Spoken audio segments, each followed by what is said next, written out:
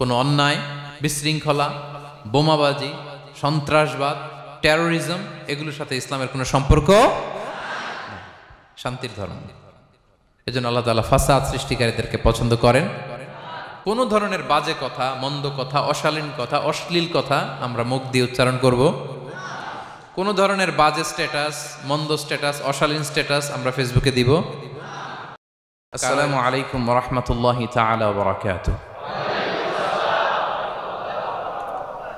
نحمده ونصلي على رسوله الكريم أما بعد فأعوذ بالله من الشيطان الرجيم بسم الله الرحمن الرحيم وقاتلوا في سبيل الله الذين يقاتلونكم ولا تعتدوا إن الله لا يحب المعتدين صدق الله العظيم رب اشرح لي صدري ويسر لي أمري واحلل عقدة من لساني يفقه قولي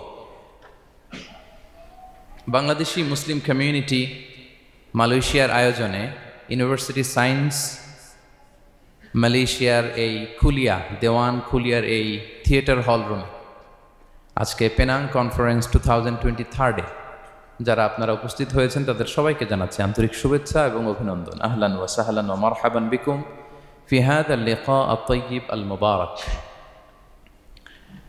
শুরুতে আমরা আল্লাহ রাব্বুল ইজ্জা ওয়াল জালালের দরবারে শুকরিয়া জ্ঞাপন করছি যে আল্লাহ রাব্বুল ইজ্জা ওয়াল জালাল আমাদেরকে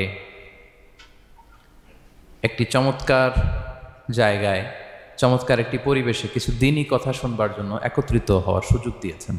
আমরা সবাই পড়ছি কালিমাতুশ শুকুর আলহামদুলিল্লাহ।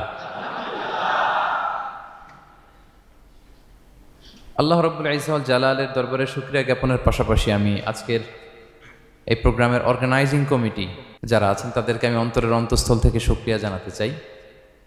বিশেষ করে আজকের এই হল রুম পাইয়ে দেওয়ার ক্ষেত্রে আমাদের এখানে ডক্টর আজিম, রাইট, মাশাআল্লাহ, ডক্টর আজিম এখানে উপস্থিত আছেন। পেনাংয়ের বিভিন্ন পর্যায়ের বাংলাদেশি প্রবাসী ব্যবসায়ী ভাইরা আছেন, তারপর এখানে ভলান্টিয়ার্স ভাইরা আছেন এবং সিকিউরিটির দায়িত্বে একটা পোশাকি বাহিনী এখানে আছেন। আমি প্রত্যেককে অন্তরের অন্তঃস্থল থেকে শুকরিয়া জানাই। এবং এই যে আমরা মাগরিবের আগে বসলাম, আমরা আমাদের নিয়ত খালেস করে নিই যে এই 1 ঘন্টা আমরা আল্লাহর জন্য ব্যয় করব, কিছু শিখবার জন্য, নিজের জীবনকে পরিবর্তন করবার জন্য। তাহলেই আমাদের এত আয়োজন। এই যে সকালে আমরা ফজরের আজানের 1 ঘন্টা আগে উঠে আমরা রওনা হয়েছি, কুয়ালালামপুর থেকে এসেছি, আপনারা অনেক দূর দূরান্ত থেকে এসেছেন। আমাদের এই আশা বসা এটা কাজে লাগবে। আমরা কামনা করি আল্লাহ তাআলা আমাদের এই আশাকে, এই বসাকে, এই একত্রিত হওয়াকে, এই কোরআনের এই মিলন মেলাকে আমাদের নাজাতের ওয়াসিলা বানাক। আমরা ইউনিভার্সিটি সায়েন্স মালয়েশিয়ার এই হলরুমে যেমনি সবাই একত্রিত হয়েছি, আল্লাহ তাআলা সেই জান্নাতুল ফেরদাউসেও যেন তার মেহমান হয়ে আমরা একত্রিত হতে পারি। আল্লাহ তাআলা আমাদেরকে তৌফিক দান করুক। সম্মানিত ভাইয়েরা, আপনারা সবাই সুস্থ আছেন তো? আলহামদুলিল্লাহ। আল্লাহ তাআলা আপনাদের সবাইকে ভালো রাখুন, সুস্থ রাখুন, নিরাপদে রাখুন, তার সন্তুষ্টির পথে অবিচল রাখুন। কালামুল্লাহ মাজিদে আল্লাহ তাআলা জানিয়ে দিয়েছেন 7 শ্রেণীর ব্যক্তিকে তিনি অপছন্দ করেন। কয় শ্রেণীর? আবার বলুন, কয় শ্রেণীর? জি, 7 শ্রেণীর ব্যক্তিকে আল্লাহ তাআলা অপছন্দ করেন। তো মানে আল্লাহ তাআলা তাদেরকে ভালোবাসেন না। আমরা আজকে এই 7 শ্রেণীর ব্যক্তি কারা তাদের ব্যাপারে জানার চেষ্টা করব এবং আমরা সতর্ক হয়ে যাব যে আমরা যেন তাদের অন্তর্ভুক্ত না হই। কি বলেন? কোন 7 শ্রেণীর ব্যক্তি, কোন অভাগা, কোন কপাল পোড়া সেই 7 শ্রেণীর ব্যক্তি যাদেরকে আল্লাহ তাআলা পছন্দ করেন না, ভালোবাসেন না, এই মর্মে তিনি কালামুল্লাহ মাজিদে ঘোষণা দিয়েছেন। এবং আমরা সতর্ক হওয়ার চেষ্টা করব এই বৈশিষ্ট্য যেন কশিনকালেও কভু আমাদের মধ্যে না আসে। তাহলে কালামুল্লাহ মাজিদ আল্লাহ তাআলা যে জানিয়েছেন যে তিনি 7 শ্রেণীর ব্যক্তিকে পছন্দ করেন না, তার মধ্যে প্রথম শ্রেণী হচ্ছে সীমা লঙ্ঘনকারী। আরবিতে বলে আল মুআতাদুন। সীমা লঙ্ঘনকারী ব্যক্তিকে আল্লাহ তাআলা পছন্দ করেন না। লিমিট ক্রস করলে আল্লাহ তাআলা পছন্দ করেন না। লিমিটকে কেউ যদি ওভারস্টেপ করে, ক্রস করে, আল্লাহ তাআলা পছন্দ করেন না। সীমা লঙ্ঘনকে তিনি মোটেও পছন্দ করেন না। এবং মজার ব্যাপার হচ্ছে আল্লাহ কেউ কোনো অন্যায় করলেই সাথে সাথে পাকড়াও করেন না, কেউ ভুল করলেই আযাব দেন না, কেউ নাফরমানি করলেই আযাব পাঠান না। আল্লাহ অনেক সময় দেন, অনেক সময় দেন, শুধরে যাবার অনেক টাইম সে পায়। তারপরও যখন সে লিমিট ক্রস করে তখন আল্লাহ ধরেন। আল্লাহ সব সময় ধরে না, ধরলে ছাড়ে না, ধরে ধরে ধরে না, ধরলে আল্লাহ ছাড়ে না, আল্লাহ সবসময় ধরবে না। এবং যে সমস্ত জাতিগোষ্ঠীকে এই পৃথিবীতে আল্লাহ তাআলা আযাব দিয়ে ধ্বংস করেছেন, তাদের স্টোরি যদি আমরা খেয়াল করি, আমরা দেখব যে তাদেরকে আল্লাহ অনেক সুযোগ দিয়েছেন ভালো হওয়ার, শুধরে যাওয়ার, কিন্তু তারা আল্লাহর আদেশ অমান্য করতে করতে করতে করতে যখন লিমিট ক্রস করে ফেলছে, একটা সবকিছুর একটা লিমিট থাকে, কি বলেন? We all should know all limits. আপনাকে জানতে হবে যে আপনি কতটুকু পর্যন্ত করতে পারবেন, কতটুকু আপনার সীমানা। You should know your limit, এই লিমিটটা আপনার জানতে হবে। তারা যখন লিমিট ক্রস করেছে আল্লাহ আযাব দিয়েছে। আপনারা সামুদ জাতির নাম শুনেছেন? তাদের কাছে আল্লাহ তাআলা একজন নবী পাঠিয়েছিলেন, নাম হচ্ছে সালেহ আলাইহিস সালাম। আল্লাহ নবী সালেহ আলাইহিস সালাম, তিনি তাদেরকে দাওয়াত দিলেন যে হে আমার জাতিগোষ্ঠীর লোকেরা, এক আল্লাহর ইবাদত করো। তারা অবাধ্য হলো। তিনি সত্যের পথে আহ্বান করলেন, তারা এই কথা শুনল না। একটার পর একটা আল্লাহর পায়গাম আসে, তারা অবাধ্য হয়, তারা অবাধ্য হয়, তারা আল্লাহ তাআলার আদেশকে মানে না। সবশেষে সামুদ গোত্র, তারা আবার খুব শক্তিশালী ছিল। তারা পাহাড় কেটে আর্কিটেকচার করে ডিজাইন করে কিভাবে আবাসন তৈরি করতে হয় পাহাড়ি এলাকায়, মাউন্টেইন এলাকায় কিভাবে আবাসন তৈরি করতে হয়, এটার ব্যাপারে এক্সপার্ট ছিল। কিন্তু তারা সালেহ আলাইহিস সালামকে বলল, সালেহ তুমি পাগল, তুমি জাদুকর, তুমি যে আল্লাহর কথা বলছো আমরা মানবো এক শর্তে, যদি এই পাহাড়ের ভেতর থেকে 10 মাস গর্ভধারিণী একটা উট যদি বের করে আনতে পারো, এমন একটা শি ক্যামেল উট যদি বের করে আনতে পারো, যেই ওটের পেটের ভেতরে একটা বাচ্চা থাকবে এবং ওটটা পাহাড় থেকে বের হয়েই বাচ্চা ভূমিষ্ঠ করবে, এরপরে ওটের দুধ যেন আমরা খেতে পারি, তুমি যদি এইটা দেখাইতে পারো তাইলে বুঝবো তুমি সত্য নবী। দোয়া করলেন, আল্লাহ আমার এই জাতি সামুদ, তারা তো চেয়েছে যে পাথর ভেতর থেকে যদি একটা উট বেরোয়, ওট যদি বাচ্চা দেয় আর দুধ দেয়, তাহলে তারা তোমাকে মেনে নেবে। আল্লাহ তুমি মেহেরবানি করে এই মিরাকেল, এই মুআজিজা তুমি তাদের দেখিয়ে দাও। আল্লাহ তাআলা দোয়া কবুল করলেন। হাজার হাজার মানুষের সামনে চাক্ষুষ দিবালোকের মুহূর্তে পাথর ভেঙে একটা উট বেরিয়ে এলো বিশাল আকৃতির, এবং 10 মাস গর্ভধারিণী উট, সাথে সাথে এই উট বেরিয়ে বাচ্চা প্রসব করবে, এবং সাথে সাথে এই ওলান থেকে উটের দুধ বেরোতে লাগলো। হাজার হাজার লোক এটার ওলান থেকে দুধ নিয়ে তারা তৃপ্ত হলো। আচ্ছা, এই মুহূর্তে তাদের কি করা উচিত ছিল বলেন তো? আশহাদু আল্লা ইলাহা ইল্লাল্লাহ ওয়া আশহাদু আন্না মুহাম্মাদুর রাসূলুল্লাহ ওয়া আশহাদু আন্না সালিহান নাবিয়ুল্লাহ, এটা পড়া দরকার ছিল না? দরকার ছিল। কিন্তু তারা একের পর এক গোয়ার তুমি করতে করতে করতে করতে চাক্ষুষ দিনের বেলা এত বড় একটা মুআজিজা দেখার পরেও তারা অস্বীকার করলো। সাল্লাল্লাহু আলাইহি ওয়াসাল্লাম বললেন, তোমরা তোমাদের ওয়াদা পূরণ করো। তারা বলল, তুমি বড্ড বড় জাদুকর, তুমি যেন তেন জাদুকর না, তুমি পাহাড়ের ভেতরে জাদু ঢুকাই ফেলছো। কি মনে হয় তারা লিমিট ক্রস করে ফেলছে না? এবার ক্রস করছে না? তারা সীমা লঙ্ঘন করে ফেলেছে। দে ক্রসড দেয়ার লিমিট। এবার তো আর ছাড় দেওয়া যায় না, কারণ আমি আপনাদের বলেছি শুরুতে যে আল্লাহ সব সময় ধরে না, কিন্তু যখন ধরে ছাড়ে না। আযাব চলে আসলো। কি আযাব? আর্থকোয়েক, রাজফা, পুরো ভূখণ্ড কেঁপে উঠল। কেঁপে ওঠার সাথে সাথে সব মাটিতে পড়ে গেল। 2 নাম্বার আসলো সাউন্ড ওয়েভ, শব্দ নিনাদ, প্রচন্ড শব্দ তরঙ্গ। জিবরাইল আলাইহিস সালাম ওই এলাকার উপরে এসে এমন জোরে এক চিৎকার মারলেন, ওই চিৎকারে সামুদ গোত্রের প্রতিটি লোক কানের পর্দা ফেটে মুহূর্তের মধ্যে লাশ হয়ে জমিনে পড়ে রইল। Because they cross their limit. তারা তাদের লিমিট ক্রস করেছে। আর যারা লিমিট ক্রস করে, যারা সীমা লঙ্ঘন করে, তাদেরকে আল্লাহ তাআলা পছন্দ করেন না। আপনারা লূত আলাইহিস সালামের নাম শুনেছেন? উনি আল্লাহর একজন নবী ছিলেন। ওনাকে আল্লাহ তাআলা জর্ডান, বর্তমানে যে জর্ডান দেশ আছে সেখানে পাঠিয়েছিলেন। একটা কমিউনিটি ছিল সাদুম কমিউনিটি। ওই সাদুম কমিউনিটিতে তিনি এসেছিলেন। তিনিও দাওয়াত দিলেন, ইয়া কওমি ইবুদুল্লাহ মা লাকুম মিন ইলাহিন গায়রু, হে আমার কওমের লোকেরা, আল্লাহর ইবাদত করো, আল্লাহকে মেনে নাও।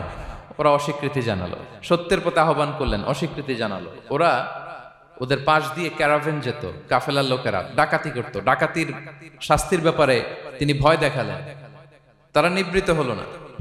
এমনকি তারা সমলিঙ্গের প্রতি যৌন আকর্ষণ বোধ করতো। নাউযুবিল্লাহ। হোমোসেক্সুয়ালিটি, এখন একটা গ্রুপ আছে দেখবেন যে রংধনু নিয়ে মিষ্টি মিষ্টি কথা শোনায় বিশ্বব্যাপী। তাদের সাইন হচ্ছে রংধনু, রেইনবো। তারা ছেলেতে ছেলেতে বিয়ে, মেয়েতে মেয়েতে বিয়ে, এটাকে প্রমোট করে। নাউযুবিল্লাহি মিন যালিক। আমাদের এই মুসলিম সমাজে যেন এই আবর্জনা প্রবেশ করতে না পারে, আমাদেরকে সচেতন থাকতে হবে, ঠিক কিনা? তো এই সাদুম কমিউনিটির একটা বদ অভ্যাস ছিল, তারা ছেলেতে ছেলেতে বিয়ে করত, পুরুষে পুরুষে। আল্লাহ নবী লূত আলাইহিস সালাম তাদেরকে বুঝালেন যে পৃথিবীতে কেউ এই পাপ কাজ করেনি। প্রাণীদের মধ্য থেকেও একটা পুরুষ প্রাণীর প্রতি আকৃষ্ট হয় না। তোমরা আশরাফুল মাখলুকাত হয়ে কিভাবে এই কাজ করো? তোমরা থামো। তিনি নানা ভাবে হৃদয় নিংড়ানো ভাষা দিয়ে দাওয়াত দিলেন, কিন্তু তারা মানল না। তারা এই পাপ কাজ করতেই লাগলো। আল্লাহ তাআলা ফেরেশতা পাঠিয়েছিলেন ওনার কাছে পুরুষের আকৃতিতে। তারা এই আল্লাহর পাঠানো ফেরেশতাদের সাথে এই অপকর্ম করার প্ল্যান করেছিল। তারা মনে করেছিল সাধারণ মানুষ, আসলে এগুলো ছিল কি? আল্লাহর ফেরেশতা। তো আল্লাহর ফেরেশতার সাথে যেহেতু এরকম পাপ কাজের চিন্তা করেছে, তার মানে দে ক্রস দেয়ার লিমিট। কি বলেন? সীমা লঙ্ঘন করে ফেলছে। আযাব, পানিশমেন্ট তাদের জন্য অবধারিত হয়েছে। আল্লাহ তাআলা শাস্তি দিলেন। কি শাস্তি দিলেন? সিম্পল। জিবরাইল আলাইহিস সালাম এসে পুরো শহরটাকে উল্টায় ফেলে দিলেন। আল জাযাউ মিন জিনসিল আমাল, যে যেরকম পাপ করে তার শাস্তি এরকম। ওরাও স্বাভাবিক মানুষের যে নেচার, এটার উল্টায় ফেলছে। কি বলেন? পুরুষ আকৃষ্ট হবে, সেক্সুয়াল অ্যাট্রাকশন ফিল করবে নারীর প্রতি, নারী পুরুষের প্রতি। এই যে নেচারকে উল্টাইছে না, আল্লাহকে তোদের শহরটারে উল্টাই দিলাম। জিবরাইল আলাইহিস সালাম এসে পুরো সাদুম শহরটাকে আকাশে উঠিয়ে একটা আছাড় মারলেন, আপসাইড ডাউন। উপরের অংশ চলে গেল নিচে, সব মাটির অতল গহ্বরে। ফাজআলনা আলিয়াহা সাফিলাহা ওয়া আমতারনা আলাইহিম মিন সিজারাতিন মিন সিজিলিম মানদুদ। আল্লাহ বললেন উপরের অংশ নিচে নিয়ে নিলাম, পুরো শহরটারে উল্টে দিলাম, আর পাথর বৃষ্টি বর্ষণ করলাম, সব শেষ। ওই জায়গাটা আজও আছে, ওইটা জর্ডান এবং ইসরায়েলের সীমান্তে।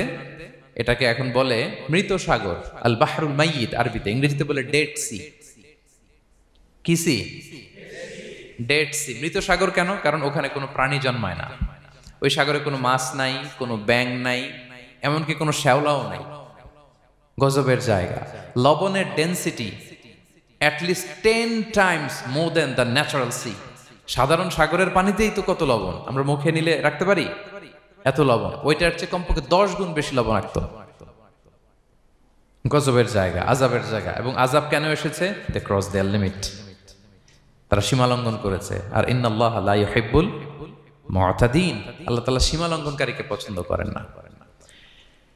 আরেকজন নবীর কথা বলে এই পয়েন্টটা শেষ করি। মুসা আলাইহিস সালাম, ফেরাউনের হেদায়েতের জন্য আল্লাহ তাআলা মুসা আলাইহিস সালামকে পাঠিয়েছিলেন। তিনি নানাভাবে তার ভাইকে নিয়ে দাওয়াত দিতে লাগলেন, কিন্তু ফেরাউন এই কথা মানে না। ফেরাউন বলে, তুমি যে নবী, প্রমাণ কি? মুসা আলাইহিস সালাম বলেন, দেখো এই যে আমার হাতে লাঠি। উনি এমন নবী ছিলেন, উনি লাঠি মাটিতে রেখে দিলে ওটা মুহূর্তে সাপ হয়ে যেত। তো মাটিতে তিনি লাঠি রাখলেন, এটা মুহূর্তে সাপ হয়ে গেল, যে এই যে আমি নবী। মানে না, বললেন আরো কিছু দেখা। তো মুসা আলাইহিস সালাম বগলের এখান থেকে হাত উঁচু করলে নূরের ঝলকানি হাতের মধ্যে দেখা যেত। উনি নূরের ঝলকানি দেখালেন, এরপরও মানে না। এরকম একটার পর একটা আল্লাহ নবী মুসা আলাইহিস সালাম মুআজিজা দেখাতে লাগলেন, কিন্তু ফেরাউন মানে না। শুধু মানে না এতটুকুই না, সবশেষে আল্লাহ নবী মুসা আলাইহিস সালামকে অ্যাসাসিনেশন, হত্যার পরিকল্পনা করলো তারা, যে বনি ইসরাইল, মুসা এবং মুসার অনুসারী যারা আছে দুনিয়া থেকে সরাই দিতে হবে। ধরো মুসারে, ধরো মুসার অনুসারীদেরও ধরো। ধাওয়া পাল্টা ধাওয়া শুরু হলো। আল্লাহ নবী মুসা আলাইহিস সালাম বনি ইসরাইলকে নিয়ে বাঁচার জন্য ছুটলেন। ছুটতে ছুটতে সামনে লোহিত সাগর। দেখেন, একে তো আল্লাহর বিধান মানে নাই, এরপরে একটার পর একটা মুআজিজা আসলো, সেটাও মানে নাই। এখন নবীরে হত্যার জন্য ছুটছে। কি মনে হয় সীমালঙ্ঘন হয়েছে? একটু হয়েছে না অনেক? আল্লাহু আকবার। আল্লাহ বলেন, ফাআগরাকনাল আখারিন, আমি মুসা এবং বনি ইসরাইলকে বাঁচাই দিলাম, ফেরাউন সহ তার দলবলকে সাগরে ডুবাই মারলাম। শুধু ডুবাই মারে নাই, আল্লাহ বলে ফাল ইয়াউমা নুনাজ্জিকা বিবাদানিকা লিতাকুনা লিমান খালফাকা আয়া। ফেরাউনকে লোহিত সাগরে তো ডুবিয়েছেই। আল্লাহ বলেন, ফেরাউন, তোর অনুসারী যারা পৃথিবীতে থাকবে, তোর চালা চামুন্ডা যারা থাকবে, তোর খালাতো ভাই, চাচাতো ভাই যারা দুনিয়াতে বেঁচে থাকবে, তাদের জন্য তোর লাশটারে আমি শুটকি বানিয়ে রাখলাম।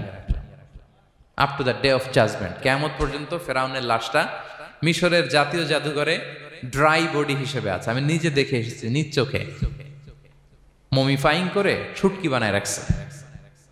এভাবে পৃথিবীতে যতগুলো জাতিগোষ্ঠীকে আল্লাহ তাআলা আযাব দিয়ে ধ্বংস করেছে তার কারণ হচ্ছে সীমা লঙ্ঘন। তার কারণ কি? প্রিয় ভাইরা, আমরা যেন আমাদের লাইফস্টাইলের দিকে একটু খেয়াল করি যে এই সীমা লঙ্ঘনের কাতারে আমরা চলে আসলাম কিনা, আমরা চলে আসলাম কিনা আমাদেরকে খেয়াল রাখতে হবে। আল্লাহ তাআলা সীমা লঙ্ঘনকারীকে পছন্দ করেন না। ইন্নাল্লাহা লা ইউহিব্বুল মু'তাদিন, তিনি সীমা লঙ্ঘনকারীদেরকে পছন্দ করেন না। এমনকি রাসূলুল্লাহ সাল্লাল্লাহু আলাইহি ওয়াসাল্লামের বায়োগ্রাফি যদি আমরা খেয়াল করি, আমরা দেখব যে তিনি যখন যুদ্ধের জন্য অভিযান পরিচালনা করতেন, দল পাঠাতেন, সেনাবাহিনী পাঠাতেন, তখন তাদেরকে বলতেন, খবরদার যুদ্ধের ময়দানে সীমালঙ্ঘন করো না, সীমালঙ্ঘন করো না, খবরদার। যুদ্ধে যদি কেউ হেরে যায়, বন্দীদের সাথে খারাপ আচরণ করো না। ওরা হেরে গেছে বন্দী, আপনি চাইলে তার কান কেটে দিতে পারবেন, নাক কেটে দিতে পারবেন, আকৃতি বিকৃতি করতে পারবেন না। বিষ্ণু ইসলাম বললেন, খবরদার সীমালঙ্ঘন করো না। যেখানে যুদ্ধে গিয়েছো ওই এলাকার শিশুদেরকে মেরো না, ওই এলাকার নারীদেরকে মেরো না, ওই এলাকার পাদ্রীদের গায়ে হাত তোলো না। সন্ন্যাসীতে যারা ইবাদত করে ওদের তো দোষ নাই, সিভিলিয়ান নাগরিক, তাদের গায়ে হাত তোলো না, খবরদার। গবাদি পশুর গায়ে হাত তুলবে না, এগ্রিকালচারাল প্রোডাক্ট জ্বালিয়ে দিও না। সুবহানাল্লাহ বিহামদি, কি রহমতের নবী ছিলেন। সীমা লঙ্ঘন যেন না করে বিষ্ণু ইসলাম অভিযান প্রেরণের আগে তিনি স্পষ্ট বলে দিতেন, খবরদার কেউ সীমা লঙ্ঘন করবে না।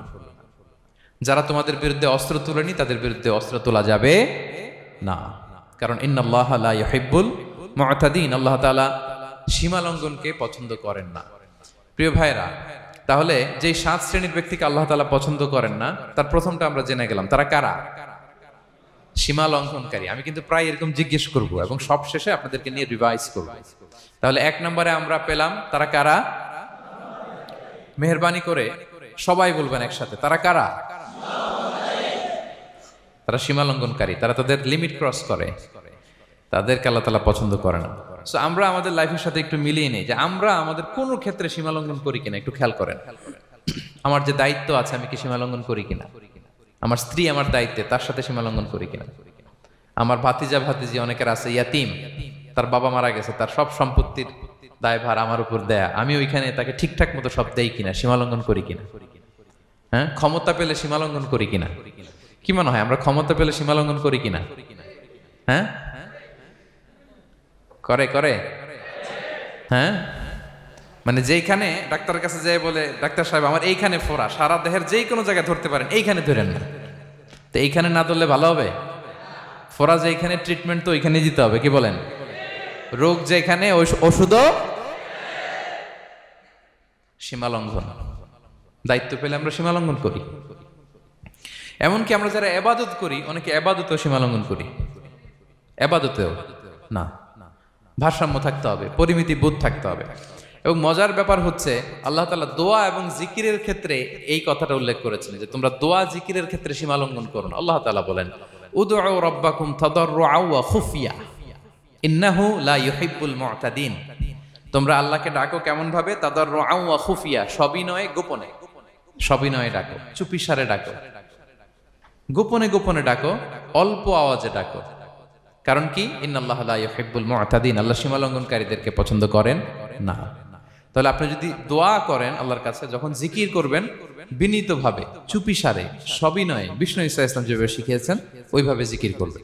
নাকি জিকির করতে করতে মানুষের কাঁধে উঠবেন? উঠবেন না? ওঠে ওঠে, হ্যাঁ ওঠে। দেখেন আল্লাহ তাআলা যেইখানে 3 ফোঁটা দেওয়া দরকার 3 ফোঁটা দেয়, যেখানে 1 ফোঁটা ওইখানে 1 ফোঁটা দেয়। আল্লাহ তাআলা ইন্নাহু লা ইউহিব্বুল মু'তাদিন, আল্লাহ সীমা লঙ্ঘনকে পছন্দ করেন না। এই কথাটা ঢুকাইছে কোথায়? দোয়া আর জিকিরের মধ্যে। কারণ আল্লাহ জানে আল্লাহর কিছু বান্দা থাকবে তারা দোয়া এবং জিকিরের সময় কি করবে? সীমা লঙ্ঘন করবে। মাঝে মাঝে কিছু ভিডিও ক্লিপসে দেখা যায় জিকির করতে করতে আরেকজনের কাঁধের উপরে, যিনি জিকির পরিচালনা করতেছে তার মাথার উপরে। এখন আমি ওয়াজ করতেছি, আপনি যদি লাফাইতে লাফাইতে এসে আমার উপরে পড়েন, হ্যাঁ মাইকের উপরে যদি এসে পড়েন, আমার অবস্থা হবে কি?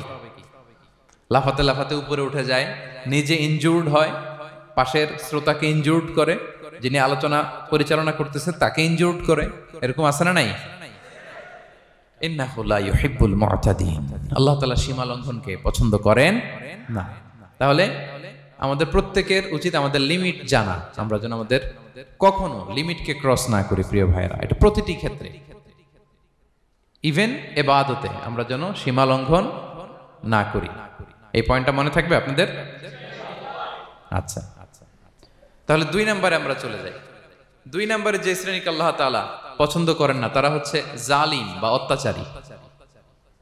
জালিম বা অত্যাচারী, যারা জুলুম করে তাদেরকে আল্লাহ তাআলা পছন্দ করেন না। আল্লাহ তাআলা বলছেন, ফাআম্মাল্লাযীনা কাফারু ফাউআযিবুহুম আযাবান শাদীদান ফিদ দুনিয়া ওয়াল আখিরা ওয়া মা লাহুম মিন নাসিরিন। যারা দুনিয়াতে কুফরি করবে কঠিন শাস্তি দুনিয়াতেও আখিরাতেও। ওয়া আম্মাল্লাযীনা আমানু ওয়া আমিলুস সলিহাতি ফায়ুওয়াফিহিম উজুরাহুম। আর যারা ঈমান আনবে সৎকর্ম করবে তাদের প্রতিদান আমি আল্লাহ বুঝিয়ে দেব। ওয়াল্লাহু লা ইউহিব্বুয যালিমিন। তবে জেনে রেখো আল্লাহ তাআলা জালিমিনদেরকে পছন্দ করেন। তাহলে 2 নম্বরে পাওয়া গেল কাদেরকে পছন্দ করে না? আপনি যদি কারো প্রতি জুলুম করেন তাহলে আপনি জালেম, সে হচ্ছে মাজলুম। সে কি? মাজলুম। মজলুম আপনার ক্ষমা না করলে আল্লাহ তাআলা আপনার ক্ষমা করবে না। মজলুম যদি ক্ষমা না করে আল্লাহ তাআলা কঠিন কালো আপনাকে ক্ষমা করবে না। এজন্য জুলুম যেন আমরা কখনো না করি প্রিয় ভাইরা। জুলুম শুধু আল্লাহ তাআলা আমাদের উপরই হারাম করেনি, আল্লাহ নিজের উপর হারাম করছে। জুলুম শুধু আমাদের জন্যই হারাম না, আল্লাহর জন্য হারাম। আল্লাহ তাআলা বলেন হাদিসে কুদসিতে, ইয়া ইবাদি, হে আমার বান্দারা, ইন্নী হারামতু যুলমা আলা নাফসি, আমি জুলুমকে আমি আল্লাহ নিজের উপরে হারাম করেছি। ওয়া জাআলতুহু বাইনাকুম মুহাররামা, এবং এই জুলুমকে তোমাদের উপর হারাম করেছি। ফালা তাযালামু, তোমরা একে অপরের উপর জুলুম করো না। জুলুম শুধু আমাদের উপরই হারাম না, আল্লাহ নিজের উপরও হারাম করেছেন। তাহলে জুলুমের সাথে কি মুমিনের কোনো সম্পর্ক থাকতে পারে? পারে না। এবং আল্লাহ তাআলা কখনো কোনো বান্দার উপর জুলুম করেন না। ওয়া আন্নাল্লাহা লাইসা বিযাল্লামিন লিল আবিদ, তিনি তার বান্দার উপর জুলুম করেন না। কোনোভাবেই যেন জুলুম না হয়ে যায়, এজন্য আল্লাহ তাআলা কিয়ামতের দিন মাওয়াজিনাল কিসত, ন্যায়ের মানদণ্ড তিনি প্রতিষ্ঠা করবেন, যাতে একটু ভুল না হয়ে যায়, জুলুম না হয়ে যায়। আমরা মাঝে মাঝে যে দোকান থেকে বস্তায় বস্তায় চাল নিয়ে আসি না, চাল দেখা যাবে যে 1 মণ চাল হয়তো সামান্য একটু কমও হইতে পারে, সামান্য একটু বেশিও হইতে পারে। এরকম হয় না? দেখবেন যে দিছে 10 কেজি, বাসায় এসে দেখবেন যে 10 কেজির চেয়ে একটু বেশি, একটু সামান্য বেশি কয়েক গ্রাম, অথবা 10 কেজির চেয়ে সামান্য কয়েক গ্রাম কম। এরকম হয়ে যায় না? মানুষ তো আমরা, কি বলেন? কিন্তু আল্লাহর নিক্তি পাল্লায়, মিজানের পাল্লায় এরকম হবে নাকি? হবে? হবে? আল্লাহ বলে না, মাওয়াজিনাল কিসত, ন্যায়ের মানদণ্ড সেটা। ফামাইয়া আমাল মিসকালা যাররাতিন খায়রান ইয়ারা, যাররা পরিমাণ ভালো করেছো তো সেটাও ওজন দেয়া যায় ওই পাল্লায়। সুবহানাল্লাহ পড়বেন না? ওমাইয়া আমাল মিসকালা যাররাতিন শাররান ইয়ারা, অনুপরিমাণ খারাপ করেছো সেটাও ওজন দেয়া যায়। কারণ ওয়া আন্নাল্লাহা লাইসা বিযাল্লামিন লিল আবিদ, তিনি বান্দার উপর জুলুম করেন না। তিনি এমন পাল্লা দিয়েছে যাতে জুলুম না হয়। আমাদেরটাই ভুল হয়ে যেতে পারে, ওনারটাতে ভুল হলে চলবে না, কেউ জিতে যাবে, ঠকে যাবে। কি বলেন? জাররা কাকে বলে? জাররা, জাররা মানে এত ছোট জিনিস, এত ক্ষুদ্র জিনিস যেটা খালি চোখে দেখা যায় না। বাংলাদেশের উদাহরণ দিলে বুঝতে পারবেন ভালো। বাংলাদেশের শীতের সিজনের কথা মনে আছে আপনাদের? না মালয়েশিয়া এসে সব খাই ফেলাইছেন? হ্যাঁ, মালয়েশিয়া তো সারা বছর গরম, সারা বছর বৃষ্টি, শীত হয় না। তো বাংলাদেশের শীতের সিজনে টিনের ঘর যাদের থাকে, মনে আছে কিনা জানি না আপনাদের, ওই টিনের চালে যদি ছিদ্র থাকে, শীতের দিন টিনের চালে যদি ছিদ্র থাকে, তাহলে মাঝে মাঝে দেখবেন ওই চিকন ছিদ্রটা দিয়ে সূর্যের একটা আলো ঘরের ভিতরে ঢুকে। মনে পড়ে? টিনের চালের ছিদ্র, চিকন এই ছিদ্রটা দিয়ে সূর্যের একটা চিকন রশ্মি নিচে পড়ে। তো ওইটার কাছে গেলে দেখা যায় ওই আলোটার মধ্যে পাতলা কি কি যেন ধুলাবালি উঠতেছে। এটা আবার অন্য জায়গায় দেখা যায়, এমনি দেখা যায় না, কিন্তু ওইটার কাছে গেলে দেখা যায় এই আলোটা যেই বরাবর আসছে, এইখানে কিছু ক্ষুদ্র ছোট ধূলিকণা, ডাস্ট ঘুরে বেড়ায়। আল্লাহ বলে এইটার নাম হচ্ছে যাররা। ফামাইয়া আমাল মিসকালা যাররাতিন খায়রান ইয়ারা, এই ডাস্ট উড়ে বেড়ানো ছোট্ট ধূলিকণা যেটা খালি চোখে দেখা যায় না, এতটুকু ভালো যদি করো সেটাও সেই মিজানের পাল্লায় ওজন দেয়া যায়। এতটুকু খারাপও যদি করো সেটাও সেই মিজানের পাল্লায় ওজন দেয়া যায়। আল্লাহু আকবার। তিনি তার বান্দার উপর জুলুম করেন না। জুলুম তিনি নিজের উপর হারাম করেছেন, আমাদের জন্য কি করেছেন? হারাম করেছেন। এবং বিষ্ণু ইসা ইসলাম আরো ভয়ঙ্কর কথা বলেছেন। তিনি বলেছেন, মান যালামা কিদা শিবরিন মিনাল আরদি তুবিকাহু মিন সাবঈ আরাদিন। কেউ যদি জুলুম করে তার ভাইয়ের 1 বিঘত পরিমাণ জমিন খায়। 1 বিঘত চিনেন তো? এই যে আমার এই আঙ্গুল থেকে এই আঙ্গুলটা, এটা টান টান করলে যতটুকু জায়গা, এটার বলে 1 বিঘত। শিবের আরবিতে বলে শিবের। হ্যাঁ, মান যালামা কিদা শিবর। বিষ্ণু বলেন এই 1 শিবর, 1 বিঘত জমি যদি কেউ অন্যায়ভাবে জুলুম করে তার ভাইয়ের কাছ থেকে খায়, কিয়ামতের দিন তুবিকা আলাইহি সাবউ আরাদিন, এই 7 জমিনকে আল্লাহ তাআলা তার ঘাড়ে চাপাবে। খা এবার, খা। অন্যের জমি খাওয়ার এত শখ ছিল, এবার 7 জমিন ঘাড়ে কর। কিয়ামতের ময়দানে আপনার দেহটারে বিশাল আকৃতির করা হবে, এই 7 জমিনকে আপনার কাঁধে তুলে দেওয়া হবে। এজন্য আমরা অন্যের রাইটস, অধিকার যেন নষ্ট না করি, কারো উপর যেন জুলুম না করি, কোনোভাবেই না। আমরা নানাভাবে এই জুলুমটা করি। আমরা প্রায় দাদার সম্পত্তি থেকে ফুফুদেরকে বঞ্চিত করি, বাবার সম্পদ থেকে বোনদেরকে বঞ্চিত করি। হ্যাঁ, নিজের ভাই আরেক ভাইকে, আপন ভাই ভাইকে বঞ্চিত করে, জুলুম করে। এরকম দৃশ্যপট আমাদের সমাজে আছে না নাই বলেন তো? কিয়ামতের দিন আল্লাহর সুপ্রিম কোর্টের কাঠগড়ায় হিসেব দিতে হবে। আর এই জালিমদেরকে আল্লাহ তাআলা পছন্দ করেন না। এবং সবচেয়ে ভয়ঙ্কর ব্যাপার হচ্ছে, আপনি যখন কারোর উপর জুলুম করেন, ওই মাজলুম আর আল্লাহর মাঝখানে কোনো ফারাক থাকে না। আল্লাহ ওই ফারাকের পর্দা উঠায় নাই। বিষ্ণুই বলেন, ইত্তাকি দাওয়াতাল মাজলুম, তোমরা মজলুমের বদদোয়াকে ভয় করো, খবরদার। কারণ ফাইন্না লাইসা বাইনাহা ওয়া বাইনাল্লাহি হিজাব, তার আর আল্লাহর মাঝে কোনো পর্দা থাকে না। দোয়া করলেই ওটা আরশে যেয়ে কবুল হয়ে যায়। আল্লাহ তাআলার চারিপাশে অনেক পর্দা আছে। কেউ কেউ বলে 70,000 নূরের পর্দা। 70,000টা সহিহ হাদিস দ্বারা সাব্যস্ত না, কিন্তু অসংখ্য অগণিত পর্দা, এবং পর্দাও এটা নূরের পর্দা। আচ্ছা বলেন তো, জানলা দিয়ে বাইরের আলো ঠেকাতে আমরা দেয়ালে জানালায় কি লাগাই? পর্দা লাগাই। পর্দাটা কিসের তৈরি? মোটা কাপড়ের, যাতে করে ওই আলো না আসে। কিন্তু আল্লাহর চারদিকে যে পর্দা, ওই পর্দাটা কিসের? নূরের, আলোর। ওনার পর্দায় আলো দিয়ে তৈরি। সুবহানাল্লাহ বললেন না? বিষ্ণু বলেন, ইত্তাকি দাওয়াতাল মাজলুম, মজলুমের বদদোয়াকে ভয় করো। ফাইন্না লাইসা বাইনাহা ওয়া বাইনাল্লাহি হিজাব, কেউ যখন মজলুম হয়ে কেঁদে বদদোয়া করে, তার আর আল্লাহর মাঝে ওই পর্দা থাকে না। বদদোয়া করছে, ডাইরেক্ট কবুল। খবরদার আমার পেনাঙ্গের ভাইয়েরা, আমরা যেন জালিম না হই। In it's any form, operation in it's any form, যেই কোনো ভাবে, যেই কোনো ক্ষেত্রে, যেই কোনো ধরনের হইতে পারে জুলুম। কাউকে আপনি ছোট্ট কোনো কাজে ঠকালেন, বন্টন নীতিতে ঠকালেন, হ্যাঁ, জমি মেরে দিয়ে ঠকালেন, আমানত মেরে দিয়ে ঠকালেন, ইন ইটস এনি ফর্ম যদি জুলুম করে থাকেন, খবরদার। মজলুমের কান্না কখনো বৃথা যায় না। মজলুমের কান্না কখনো বৃথা যায় না।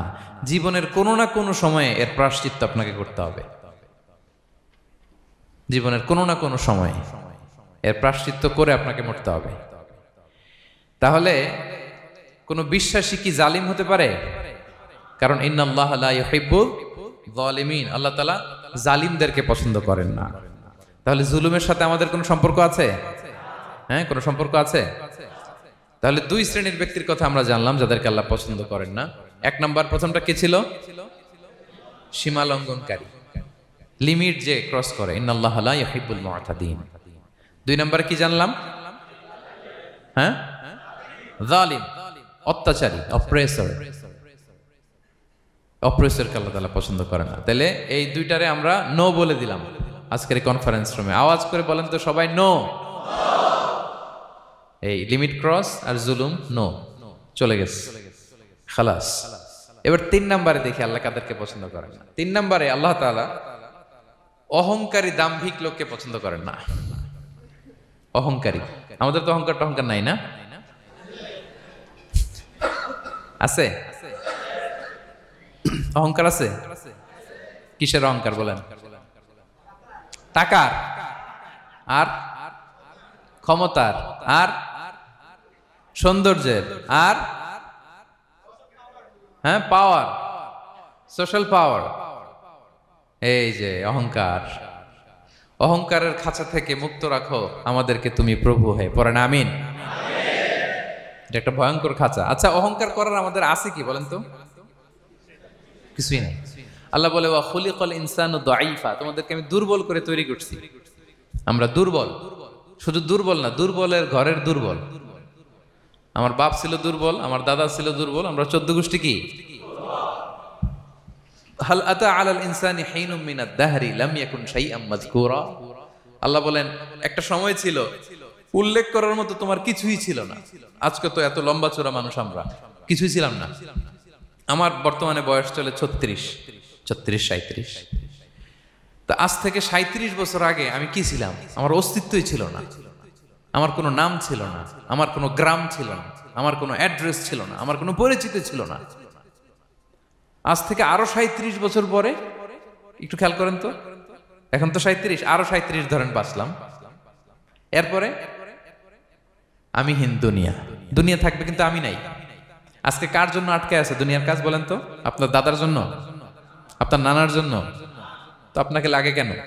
আপনাকে লাগে? লাগে না তো আমাকে।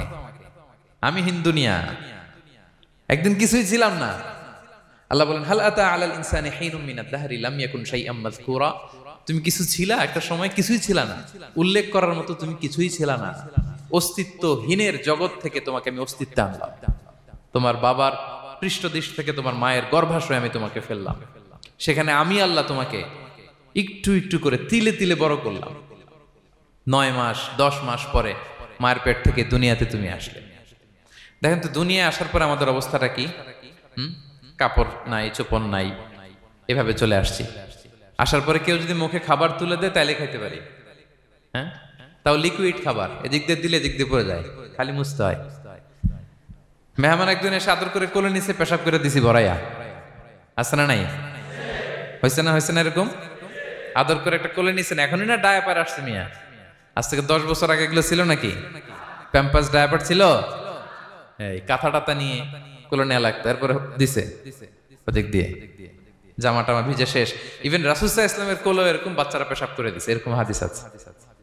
আদর করে মায়েরা বাবারা আসলেই তো তার বাচ্চাকে রাসূল সাল্লাল্লাহু আলাইহি ওয়াসাল্লাম কোলে দিতেন, পেশাব করে দিতেন। তো কার কোলে উঠছে এটাও জানি না, পেশাব করে ভরাই দিচ্ছে। পেশাব পায়খানা করে শয়লাভ। লিকুইড দিলে খেতে পারি, শক্ত কিছু খেতে পারি না। এই তো আমি, এই তো আমার ক্ষমতা। একজন যে বললেন ক্ষমতার অহংকার, এই তো ক্ষমতাটা তো এতটুকু। এরপরে যখন জোয়ান হয়েছে, এখন তো জোয়ান, এখানে একটা ভূমিকম্প হইলে কি অবস্থা হবে বলেন তো জোয়ানদের? হ্যাঁ, কাঁপতে কাঁপতে সব শেষ। একটা ভূমিকম্প, একটা তুফান হলে ওটার বিরুদ্ধে দাঁড়াতে পারি না। একটা তুফান, রাস্তায় টায়ার পাংচার হলে লাফ দিয়ে উঠি। ক্ষমতা আমার নাকি ক্ষমতার অহংকার? কি দুর্বল আমরা, হ্যাঁ? কুকুর আমাদেরকে কামড় দিলে আমরা কুকুরের কামড়ও দিতে পারি না, ঠিক কিনা? মশা যে কামড়া, এটা ধরতে না পারলে কিছু করতে পারি? কামড় মাইরা দিছে দৌড়। বল্লা পোকা এসে যদি কামড় দিয়ে দৌড় দিয়ে কিছু করতে পারেন? তো কিসের ক্ষমতা আপনার? এরপর আবার যদি 70-80 বছর হায়াত পাই, আবার আগের মতো যেখানে বসি ওইখানেই ডাইরেক্ট, আছে না নাই? বয়স যখন 80 হয়ে যায় আর থাকে শরীরের কন্ট্রোল, আবার যেখানে বসে ওইখানেই পেশাব পায়খানা। খাবার দিলে খাইতে পারি, পিঠটা বাঁকা হয়ে কুজু হয়ে গেছে, এর নাকি আবার অহংকার? সাজে অহংকার, সাজে অহংকার, সাজে একজনের। আওয়াজ করে বলতে হবে তিনি কে? 3 নম্বরে অহংকার, দাম্ভিককে আল্লাহ পছন্দ করেন না। প্রিয় ভাইরা, আল্লাহ বলেন কারুনের ঘটনাকে আল্লাহ এখানে এনেছেন। আল্লাহ বলেন ইন্না কারুনা কানা মিন কওমি মূসা। কারুন ছিল মুসা আলাইহিস সালামের কওমের লোক, মুসা আলাইহিস সালামের কাজিন ছিল মূলত। কারুন নামে একজন সম্পদশালী ছিল। মিশরের রাজধানী কায়রো থেকে 100 কিলো দূরে ফাইউম নামে একটা জেলা আছে, ওখানে তার বাড়ি ঘর। আমি দেখে এসেছি, কয়েকবার গিয়েছে। তো ফাবাগা আলাইহিম, সে মানুষের উপর চড়াও হলো। ওয়া আতাইনাহু মিনাল কুনুজি মা ইন্না মাফাতিহাহু লাতানু বিল উসবাতি উলিল কুওয়া। আল্লাহ বলেন এই কারণকে আমি এত সম্পদ দিয়েছি, এত বেশি ছিল তার সম্পদ, সম্পদগুলো যে সে আলমারির ভিতরে রাখতো, ওই আলমারির যে চাবি হইতো, এই চাবিগুলোরে ওজন করার জন্য, কাঁধে নেওয়ার জন্য 10 জন পেশি শক্তি পুরুষ লাগতো। আলমারি রাখার জন্য না, কি রাখার জন্য? আলমারি ভর্তি যে সোনা দানা গহনা, ওইটা হচ্ছে চাবি। ওই চাবিগুলা বহন করতে একদল পেশি পুরুষ লাগতো, এত সম্পদ। তো তাকে এলাকার লোকেরা বলেছিল খলালাহু কওমুহু লা তাফরাহ, হে কারণ তুমি গর্ব করো না। কারণ তাকে বলছিল মুসা আলাইহিস সালাম যাকাত দাও, সে বলতেছে আমি যাকাত দিব কেন, এই সম্পদ তো আমার। ইন্নামা উতিতুহু আলা ইলমিন ইনদি, আমি আমার বুদ্ধি খাটায় এই সম্পদ কামাইছি, আমার সম্পদ আমি খাবো, আমি যাকাত দিব কেন। আল্লাহ বলেন ইন্নাল্লাহা লা ইউহিব্বুল ফারিহিন, কারণ তুমি অহংকার করলে আমি আল্লাহ অহংকারকে বরদাস্ত করি না, অহংকারীদেরকে আমি আল্লাহ পছন্দ করি না। আমি অহংকারকে পছন্দ করি না, অহংকারকে আল্লাহ তাআলা পছন্দ করেন না। কি হয়েছিল কারণের নসিবে? আল্লাহ বলেন ফাখাসাফনা বিহি ওয়া বিদারিহিল আরদ ফামা কানা লাহু মিন ফিআতি ইয়ানসুরুনাহু মিন দুনিল্লাহ ওয়া মা কানা মিনাল মুনতাসিরিন। আল্লাহ বলেন সে যখন অহংকার দেখালো, আমি কারুনকে আর কারুনের সব সম্পদ মাটির ভেতরে দাবিয়ে দিলাম, মুহূর্তেই দাবিয়ে দিলাম। সহিহ বুখারীতে এসেছে ইয়াতাজালজালু ফিল আরদ, প্রতিদিন 1 বিঘত করে কারণ জমিনের ভিতরে যেতেই থাকবে, যেতেই থাকবে, যেতেই থাকবে কিয়ামতের আগ পর্যন্ত। আল্লাহু আকবার।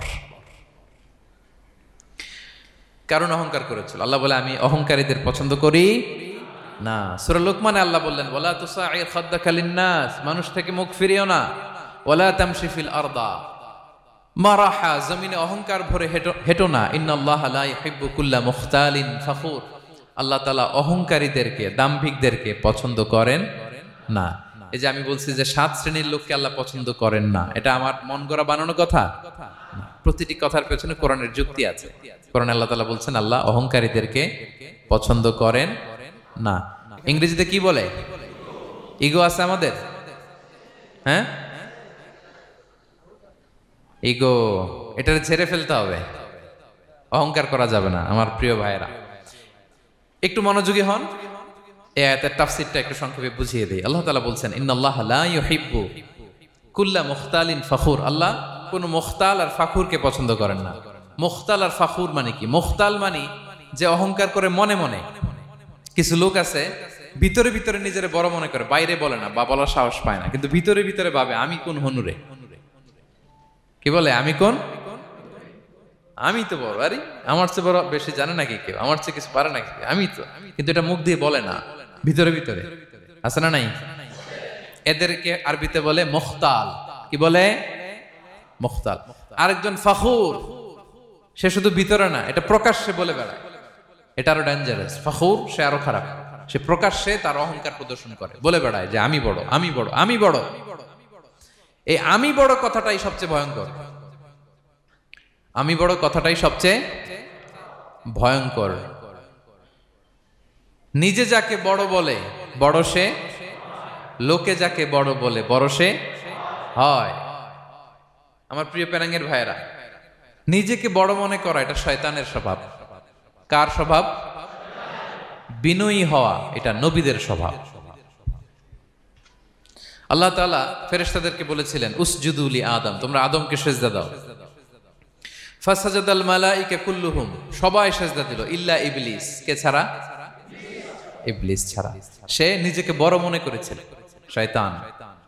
কিভাবে? সে লজিক খাটাইলো আল্লাহর সাথে। সে লজিক দিয়ে আল্লাহর বলে আল্লাহ ক্বালা আনা খায়রুম মিনহু, আল্লাহ আমি কেন সিজদা দেব, আমি তো আদমের চেয়ে শ্রেষ্ঠ, আমি বড়। আল্লাহ বলতেছে তুমি বড়, কেমনে বড়?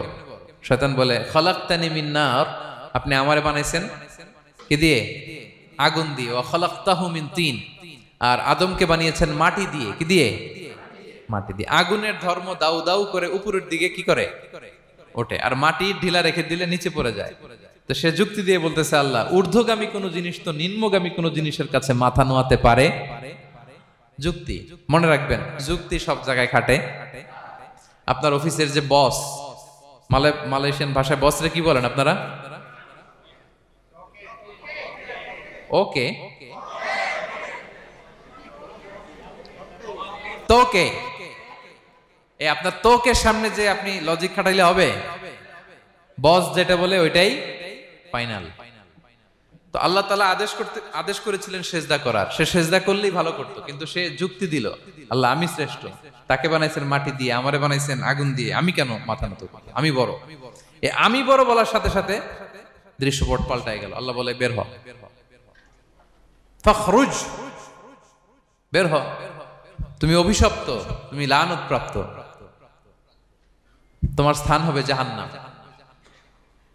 তুমি নিজেকে বড় মনে করেছ, তাইলে বড় মনে করা এটা শয়তানের স্বভাব। কার স্বভাব? তা আমরা নিজেকে বড় মনে করব কখনো? আরো জোরে বলেন, করব? বিষ্ণু ঈসা ইসলাম নিজে নিজে ছোট থাকতে চাইতেন। তিনি দোয়ায় বলতেন, আল্লাহুম্মা জাআলনি ফি আইনি সাগীরা ওয়া ফি আ'য়ুনিন নাসি কাবীরা। আল্লাহ, আমার চোখে আপনি আমারে ছোট বানান, আল্লাহ মানুষের চোখে আপনি আমারে বড় বানান। বিশ্বনবী নিজের চোখে নিজে ছোট থাকতেন, কিন্তু গোটা বিশ্বের মানুষের চোখে বড় হয়েছেন না? কত বড়? রাফা'না লাকা যিকরাক। আল্লাহ বলে, আমি যেখানে অতটুক পর্যন্ত উঠাইছি আপনারে। কোন নবীর নিচে উপরে? কথা বলেন, কোন নবীকে শেষ পর্যন্ত উঠাইছে? সুবহানাল্লাহ। নবী হে, আমি যদ্দূর আপনার উঠাইছে অদ্দূর, ওই পর্যন্ত নিয়ে গেছে সাক্ষাতের জন্য। সুবহানাল্লাহ। প্রত্যেক নামাজে বিশ্বনবীর উপর দুরূদ আছে না নাই? কিয়ামত পর্যন্ত বিশ্বনবীর প্রতি ভালোবাসা আমাদের পক্ষ থেকে আছে না নাই? আছে। আল্লাহ তাআলা ওনাকে বড় করেছেন। এজন্য নিজের চোখে আমরা নিজে ছোট থাকবো। আপনি যদি বড় হন, এটা মানুষ বলবে। কে বলবে? নাকি আপনিই বলবেন? বলা যাবে না। এবং বিষ্ণু ঈসা ইসলাম কিছু টেকনিক আমাদের শিখিয়েছেন, কিছু টেকনিক আমাদের জানিয়েছেন। এই কাজ করলে তোমরা অহংকার থেকে মুক্ত থাকতে পারবে। এর মধ্যে একটা হচ্ছে আগে আগে সালাম দেওয়া। তিনি বলেন, আল বাদিউ বিসসালামি বারিউম মিনাল কিবর, যে আগে আগে সালাম দেয় তার হৃদয় থেকে আল্লাহ অহংকার তুলে নেয়। আগে সালাম দিয়ে পারবেন? ফোন করলেই আগে কি বলবেন? বাসায় ঢুকেই আগে কি বলবেন? স্ত্রীকে আগে সালাম দিবেন, বন্ধুকে আগে সালাম দিবেন, বাসার কাজের লোকটাকে আগে সালাম দিবেন, আপনার ড্রাইভারকে আগে সালাম দিবেন, বাসার দারোয়ানটারে আগে সালাম দিবেন। ফকির একটা আসলে আপনি সালাম দিয়ে ফেলবেন। পারবেন? হৃদয় থেকে অহংকার ফেলে দিবে কে? আগে আগে আমরা সালাম দিব। এবং তার চেয়ে ভয়ঙ্কর কথা হচ্ছে, বিষ্ণু ইসলাম বলেন যে লা ইয়াদখুলুল জান্নাতা মান কানা ফি কলবিহি মিসকালু হাববাতি খারদাল মিন কিবর, যার হৃদয়ে সরিষার দানা পরিমাণ অহংকার থাকে, ওই ব্যক্তি কশিনকালেও আল্লাহর জান্নাতে প্রবেশ করার সুযোগ পাবে না। কশিনকালেও পাবে না। এর কারণ অহংকার আল্লাহর চাদর। অহংকার কার চাদর? আল কিবরিয়া রিদাই ওয়াল আযামাতু ইজারি। আল্লাহ বলে, অহংকার আমার চাদর, বড়ত্ব আমার লুঙ্গি। যে এগুলো ধরে টান দেয় তারে আমি জাহান্নামে নিক্ষেপ করব। ফালা উবালি, ফালা উবালি, আই ডোন্ট কেয়ার, আমি ওদিকে কেয়ার করি না, আমি তারে জাহান্নামে ফেলবো। সো অহংকার আমাদের সাজে না। আমি শুরুতেই তো বললাম, আমাদের লাইফ সার্কেলটা একটু দেখাইলাম না, যে ছিলাম কই, অস্তিত্বহীন থেকে দয়া করে মায়া করে তিনি আমাকে অস্তিত্বে এনেছেন। কত ছোট্ট, কত ক্ষুদ্র, কত নগণ্য, কত দুর্বল ছিলাম আমরা। আবার যৌবনের একটা পিরিয়ড কাটিয়ে, যৌবনের সময় তো কতটা দুর্বলতা বললাম, আবার সে দুর্বল, মানে দুর্বল থেকে দুর্বল। এই হচ্ছে আমাদের লাইফ স্টোরি, লাইফ হিস্ট্রি। তাহলে অহংকার আমাদের সাজে। অহংকার তার সাজে যার কোনো ক্ষয় নাই, যার কোনো লয় নাই, যার কোনো অভাব নাই। হ্যাঁ, গোটা বিশ্ব তার মুখাপেক্ষী, তিনি কারো মুখাপেক্ষী না, ঠিক কিনা? গোটা বিশ্ব তার কাছে ঠেকা, তিনি কারো কাছে ঠেকা না, ঠিক কিনা? গোটা বিশ্ব তাদের সার্ভাইভালের জন্য তার প্রতি মুখ থুবড়ে পড়ে থাকে, তিনি কারোর জন্য বসে থাকা লাগে। অহংকার সাজে তার। আর এই আল্লাহর অহংকারের চাদর ধরে যে টান দেয়, আল্লাহ বলে, ওরা আমি জাহান্নামে ফেলবো, আর তাদেরকে আমি পছন্দ করি না। আল্লাহ তাআলা অহংকারীদেরকে পছন্দ করেন না। তাহলে অহংকারকে আমরা না বলে দিব, নো বলবো, নো। আওয়াজ করে বলেন নো। শুধু মুখে মুখে নো নাকি অন্তর থেকে? এই তো আজকের দিওয়ান কুলিয়ার বাইরে ফেলে দিছি আমরা অহংকার। কি বলেন পেনাঙ্গের ভাইরা? আর অহংকার করব? আপনি বিনয়ী হন। মান তাওয়াদা তারাফা। বিষ্ণু বলেন, যে নিচু হয় আল্লাহ ওর টাইনা উঁচু করে। আপনি বিনয়ী হবেন, আল্লাহ আপনার উঁচু করবে। আর আপনি উঠতে চাবেন, এক থাপ্পড় মেরে জমিনে আল্লাহ মিশাই দিবে। এজন্য বড়ত্ব, দাম্ভিকতা এটা আল্লাহর পোশাক, আমরা যেন তার পোশাক ধরে টান না দেই। এই পয়েন্টটা কি সবার কাছে ক্লিয়ার? আচ্ছা, কয়টা গেল? এক নম্বরে কি ছিল? হ্যাঁ, সীমা লঙ্ঘনকারীকে আল্লাহ তাআলা পছন্দ করেন না। 2 নাম্বার, এই তো মনে রাখছেন, মাশাআল্লাহ, অনেক এনার্জেটিক অডিয়েন্স, খেয়াল রাখছে। আর শুরুতে বলছিলাম তো, মনে রেখে দিছে এজন্য যে ধরবে তো মাঝখানে। আচ্ছা, জালিমকে আল্লাহ পছন্দ করেন না। এইমাত্র যেটা বললাম 3 নাম্বার, অহংকারী ব্যক্তিকে আল্লাহ পছন্দ করেন না। 4 নাম্বার হচ্ছে অপচয়কারী বা অপব্যয়কারী। অপচয়কারী বা অপব্যয়কারী, এই শ্রেণীর ব্যক্তিকে আল্লাহ তাআলা পছন্দ করেন। আল্লাহ বলেন, কুলু ওয়াশরাবু ওয়ালা তুসরিফু, তোমরা খাও পান করো, কিন্তু ওয়ালা তুসরিফু, তোমরা অপব্যয় করো না। ইন্নাহু লা ইউহিব্বুল মুসরিফিন, আল্লাহ তাআলা অপব্যয়কারীকে পছন্দ করেন না। অপচয়, প্রয়োজন নাই তারপরও খরচ, অপ্রয়োজনীয় খরচ, এটা আল্লাহ পছন্দ করেন না।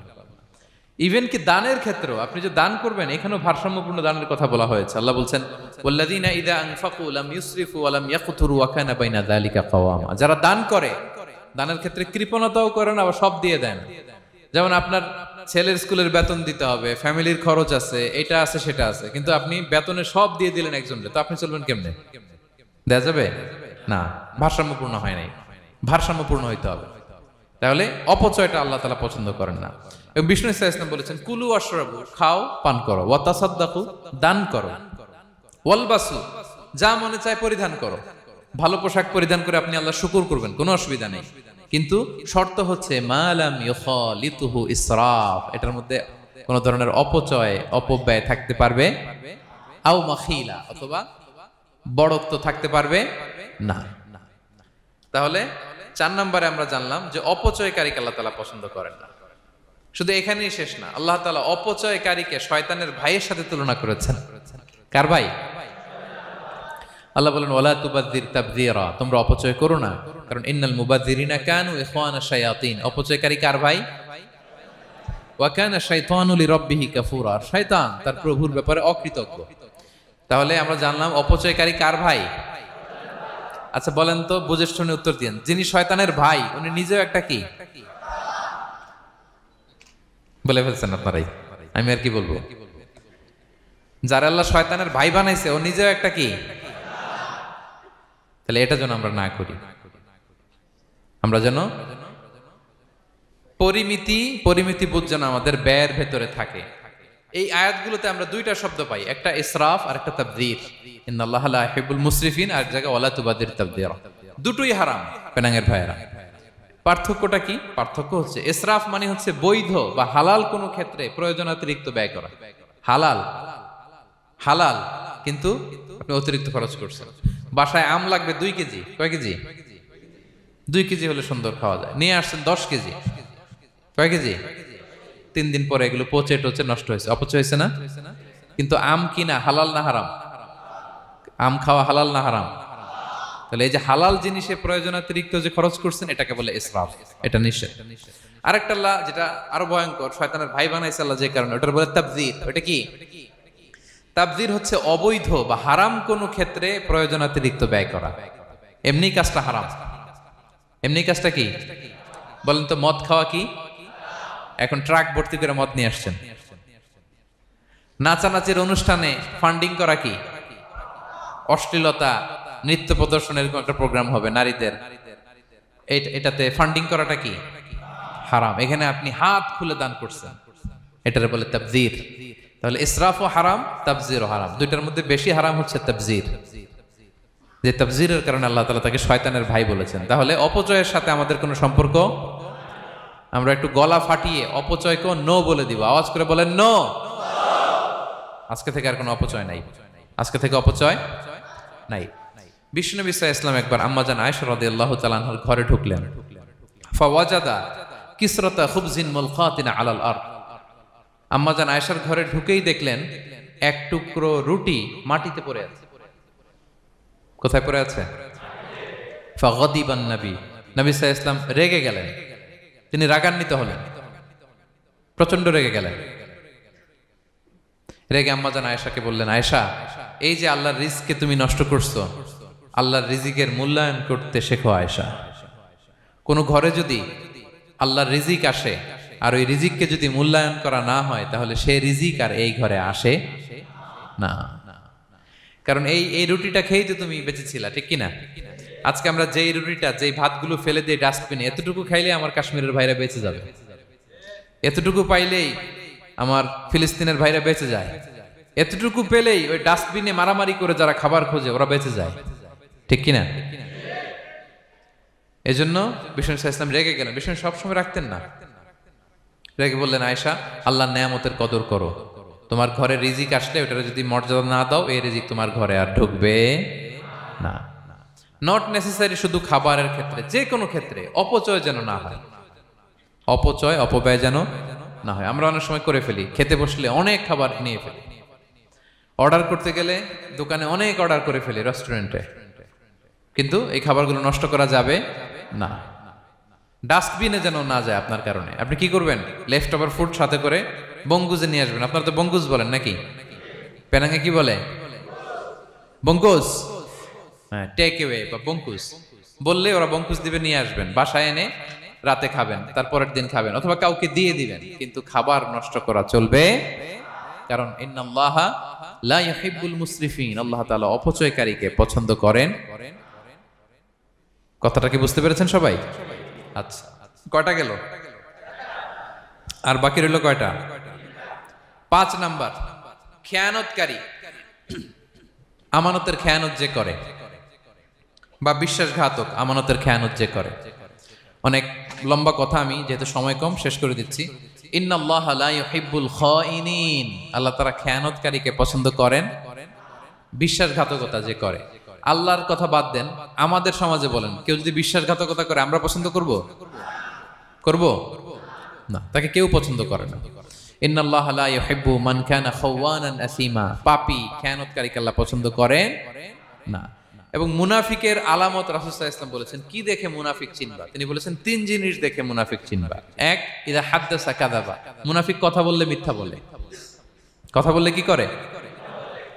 ওয়া ইযা ওয়াআদা আখলাফা, ওয়াদা করলে খেলাফ করে। 3 নম্বরে ওয়া ইযা তুমিনা খানা, মুনাফিকের কাছে আমানত রাখলে খেয়ানত করে।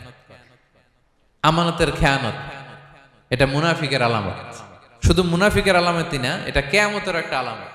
আল্লাহ বলেন, ইন্নাল্লাহা ইয়া'মুরুকুম আন তুআদ্দুল আমানাতি ইলা আহলিহা, আল্লাহ তাআলা আদেশ করেছেন আমানতের যে হকদার তার হাতে তার আমানত পৌঁছে দাও। আদেশটা কার? সবাই বলুন, আদেশ কার? আল্লাহর। আমানতের খেয়ানত এটা মুনাফিকের আলামত এবং কিয়ামতের আলামত। এক বেদুইন এসে রাসূল সাল্লাল্লাহু আলাইহি ওয়াসাল্লামকে বলল, ইয়া রাসূলুল্লাহ, মাতা সাআ, কিয়ামত কবে হবে? কি কবে হবে? কিয়ামত কবে হবে? রাসূল সাল্লাল্লাহু আলাইহি ওয়াসাল্লাম বললেন, ইযা দুইয়াতিল আমানাতু ফান্তাযিরিস সাআ, যখন আমানতের খেয়ানত শুরু হবে সমাজে, তখনই কিয়ামত হবে। সে বলল, ইয়া রাসূলুল্লাহ, কাইফা ইদাআতুহা, আমানতের খেয়ানত আবার কেমনে হয়? সহজ সরল মানুষ, আমানতের খেয়ানত হয় কেমনে? বিষ্ণু বললেন, ইদা উসিদাল আমরু ইলা গায়রি আহলিহি ফান্তাযিরিস সাআ, যে লোক যেই কাজের যোগ্য নয় তাকে যখন সেই কাজে বসিয়ে দেয়া হবে, তখনই কিয়ামত হয়ে যাবে। এখন এটা আছে না নাই সমাজে? বলেন। হ্যাঁ, যে যেই কাজের যোগ্য না সেই কাজ সে পায় না। সবাই বলেন তো, যে যেই চেয়ারে বসার যোগ্যতা রাখে না, ওই চেয়ারে সে বসে কি বসে না? নেতা হওয়ার যোগ্যতা নাই, নেতা হয়ে গেছে। পদের যোগ্যতা নাই, পদ পেয়ে গেছে। চাকরির যোগ্যতা নাই, ওই যে উপর থেকে ফোন আসছে, ফোনের ঠেলায় চাকরি হয়ে গেছে। দেশেরও 12টা বেজে গেছে। এইভাবেই আমানতের খেয়ানত হয়। প্রিয় ভাইরা, আমানত ব্যাপারটা অনেক বড়। অনেকে মনে করে, আপনারা কি বোরিং হয়ে যাচ্ছেন? আর অল্প, আর ম্যাক্সিমাম 10 মিনিট। প্রিয় ভাইরা, আমানত এই ব্যাপারটা অনেক বড়। অনেকে মনে করে, একজন আমার কাছে একটা মোবাইল রেখে গেছে, বলছে, ভাই এই মোবাইলটা আগামী সপ্তাহে এসে নিয়ে যাব। তো অনেকে মনে এইটাই শুধু আমানত, অনেকে ভালো। বা 10,000 রিঙ্গিট রেখে বলল, 3 দিন পরে এসে আমি টাকাটা তোমার কাছ থেকে নিব। তো আপনি দিয়ে দিলেন, এটা তো আমানতদার হলেনি। কিন্তু শুধু এতটুকু আমানত নয় প্রিয় ভাইয়েরা আমার। আল্লাহ তাআলা আমাদেরকে যা দান করেছেন তার সবই আমানত, সবকিছুই আমানত। এই যে আমাকে আল্লাহ জ্ঞান দিয়েছেন, এই জ্ঞানটা আমানত। যাদেরকে আল্লাহ পরিচিতি দিয়েছেন, পরিচিতি এটা আমানত। আমার অর্থ, আমার সন্তান, আমার ক্ষমতা, আল্লাহর দেয়া প্রতিটি নিয়ামতই আমানত। এবং এই আমানতের ব্যাপারে আল্লাহ তাআলা জিজ্ঞেস করবেন। আপনি একটা প্রতিষ্ঠানের প্রধান, এই প্রতিষ্ঠান আপনার কাছে আমানত। আপনি মসজিদের সভাপতি, এই মসজিদ আপনার কাছে আমানত। আপনি চেয়ারম্যান, এই ইউনিয়ন পরিষদটা আপনার কাছে আমানত। কি বলেন? আপনি MP, member of the parliament, এই নির্বাচনী এলাকাটা আপনার কাছে আমানত।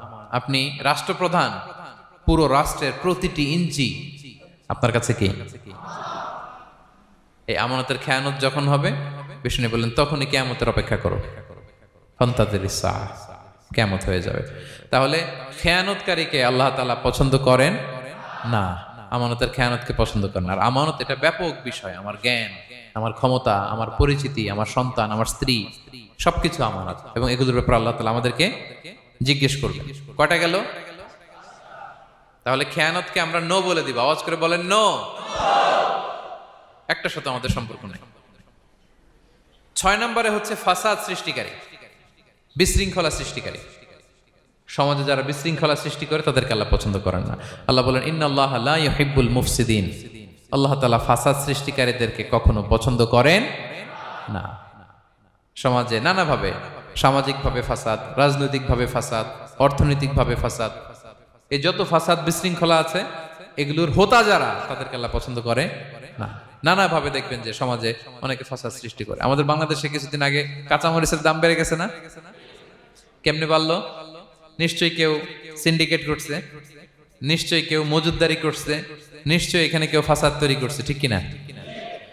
প্রতিটি সেক্টরে আপনি খুঁজে দেখবেন ফাসাদ, হ্যাঁ, মারামারি, বিশৃঙ্খলা, ফাসাদ।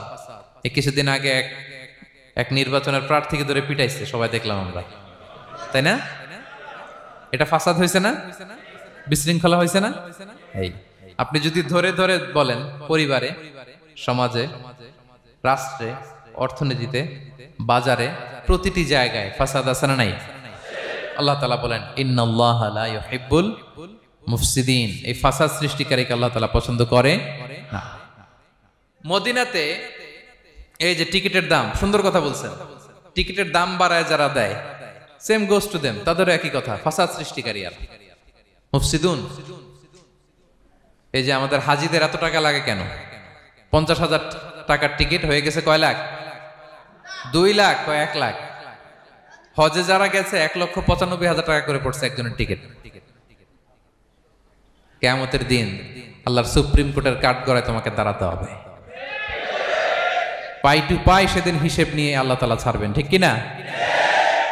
সেদিন হবে আসল খেলা। এখন তো আমরা মাইক পেলেই বলি খেলা হবে, কিন্তু আসল খেলা কবে? লক্ষ লক্ষ কোটি মানুষের সামনে আল্লাহ তাআলা আপনার এই গোমর ফাঁস করে দিবেন। আল্লাহ তাআলা আপনাকে অপমানিত করে ছাড়বেন। তাই কোনো ফাসাদের সাথে, বিশৃঙ্খলার সাথে মুমিনের কোনো সম্পর্ক থাকতে পারে না। মদিনায় মুনাফিকেরা এই ফাসাদ তৈরি করত। যখন তাদেরকে বলা হতো তোমরা ফাসাদ করো কেন, ওয়া ইযা কিলা লাহুম লা তুফসিদু ফিল আরদ ক্বালু ইন্নামা নাহনু মুসলিহুন।